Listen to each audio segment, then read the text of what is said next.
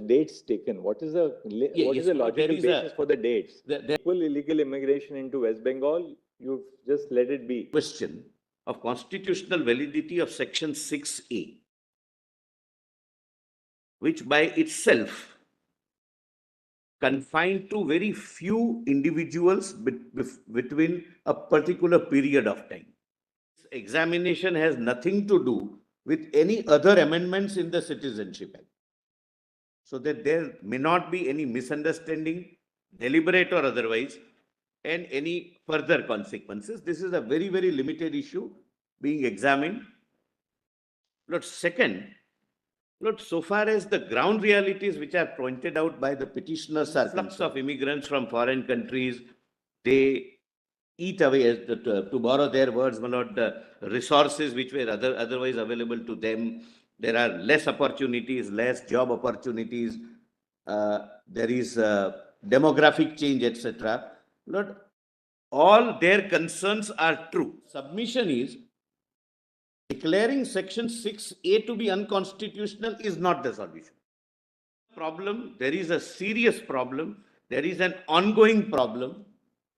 But 6A is confined to a particular period of time, and declaring it to be unconstitutional would not be the solution of this problem. Either I was born in undivided India or my father or my grandfather. So your lordships have three categories.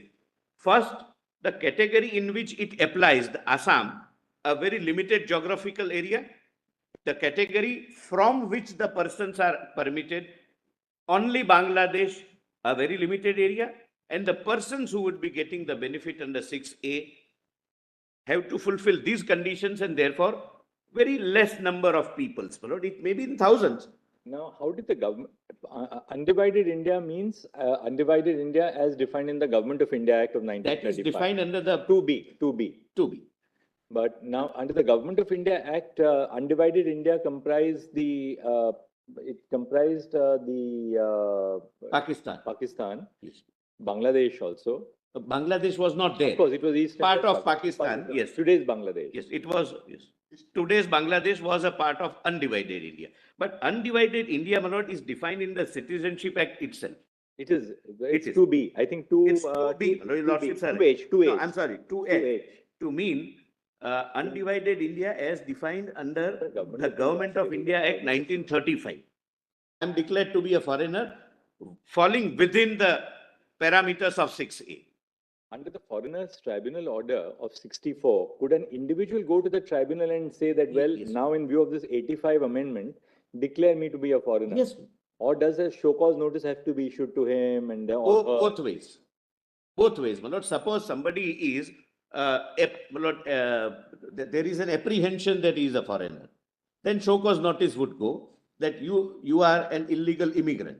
He will go to the Foreigners Tribunal and say that I fulfill 6A condition, and therefore I am a foreigner, but I am entitled to the protection under 6A. If he is not. Before 1985, nobody would have gone to the Foreigners Tribunal and say, please declare me as a foreigner. Correct. Because the consequence would be deportation. Correct. So before the 85 Act, there was no question of any individual going.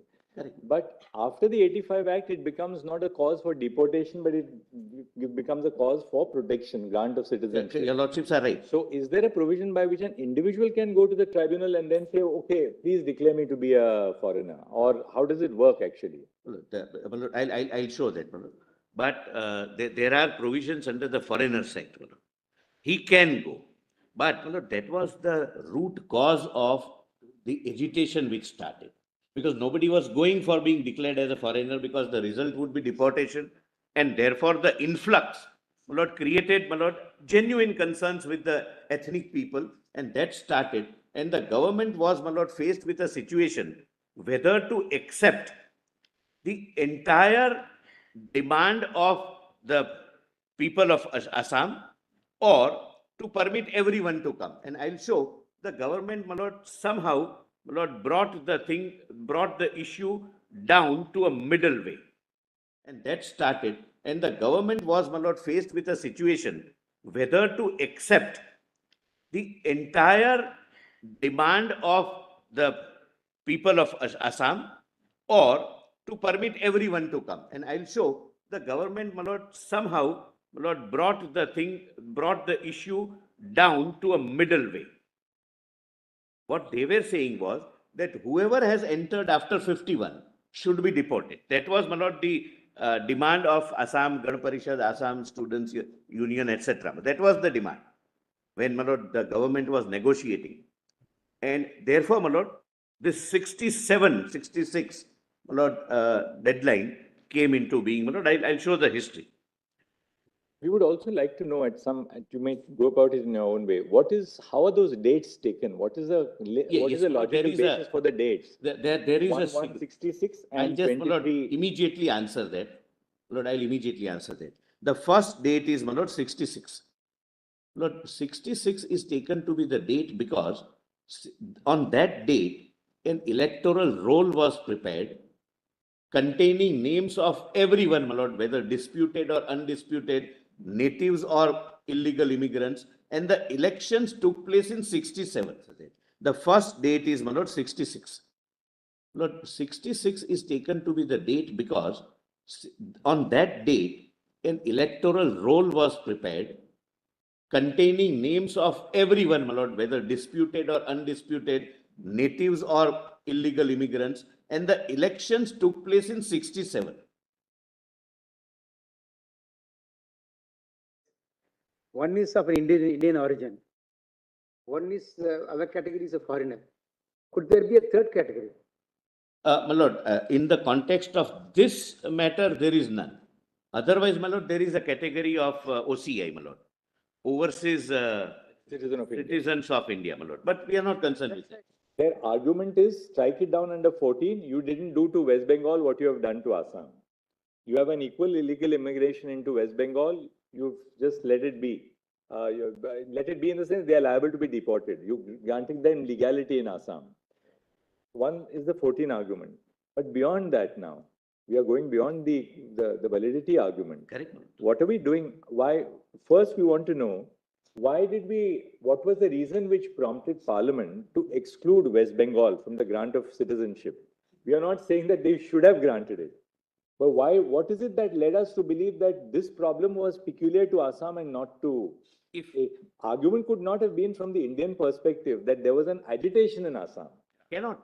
Actually, you know, Mr. Solicitor, there are two categories which 6A covers.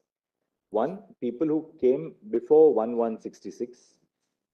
Second, people who came between 1166 and 25,371. For those who came before 1166, there were two conditions. One, you must have come from the specified territory, namely that, you know, the specified territory means Present Bangladesh. Second, you must be of an Indian origin. Indian origin as defined in the provisions of 6A1D, namely both your parents or any of your grandparents must have been born in undivided India. That's the second. And third, that you have continued to be an ordinary resident of Assam since you came before 1966. So 6A2 contained these three provisions. Correct. Right? Others trying to point out is, I think, other than 6A. That you have a larger group of people who came from the specified territory.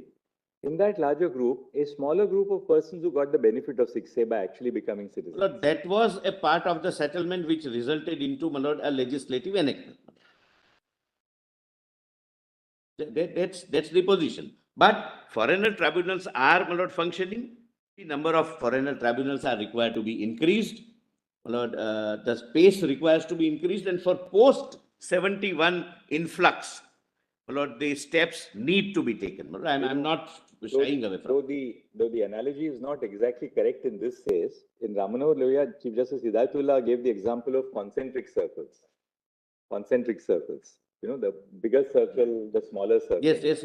Now, in this case, the bigger circle, to use Justice Hidayatullah, Chief Justice Hidayatullah's analogy, the bigger concentric circle consists of people who came into India from Bangladesh between 66 to 71. The smaller concentric circle within that larger concentric circle is people who get the benefit of citizenship under 6A. The area between the larger and the smaller circle is of people who came in between 66 and 71, but never got the benefit of citizenship. So they would, my lord. No, everybody qualified to get citizenship, but everybody didn't get citizenship as a matter of fact. Because unless there was a detection order, you wouldn't get citizenship.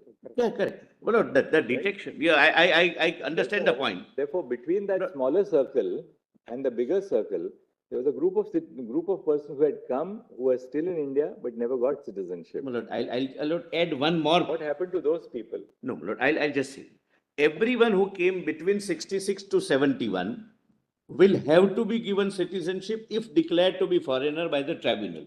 The problem is, if the tribunal takes a little longer decision, my lord, for declaration, or either way the tribunal decides whether you are a foreigner or you are not a foreigner, and there is a challenge to the High Court, to this court, remand, etc., my lord, then that period, my lord, they are not getting the citizenship because it has to be dependent upon a final adjudication that you are a foreigner. Because the difference between subsection 2 and subsection 3 is, under subsection 2, Parliament decided that anybody who came before 1166 would become a citizen, subject to fulfilling 3 conditions: Indian origin, specified territory, and ordinary residence. Correct.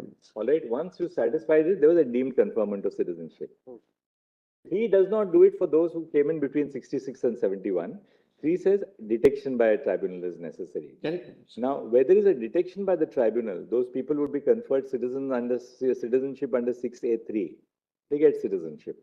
What happens with those who never got the benefit? Because then their status... Never got, my lord, may not be correct. So tell us broadly. Okay, can I, my lord, take your lordship the way The figures. 6A I read? The figures. How many people got the benefit of 6A2? How many people got the benefit of 6A3?